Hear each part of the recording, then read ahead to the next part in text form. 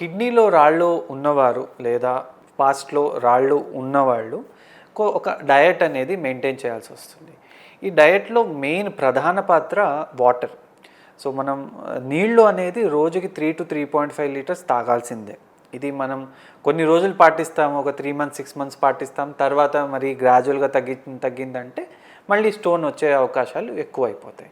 So, water అనేది తాగుతూనే ఉండాలి. 3-3.5 లీటర్స్ రోజుకి. నెక్స్ట్ వచ్చేసి హై ప్రోటీన్ డయట్.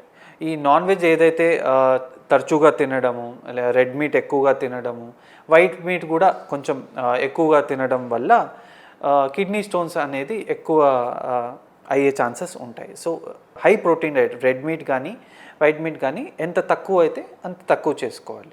ఉప్పు అనేది రోజుకి 3 గ్రామ్స్ కంటే ఎక్కువ తినకూడదు స్టోన్స్ ఉన్నవాళ్ళు. సో, 3 గ్రామ్స్ కంటే తక్కువ తినడం వల్ల కిడ్నీ స్టోన్స్ డెవలప్ అయ్యే ఛాన్సెస్ చాలా తక్కువగా అవుతాయి.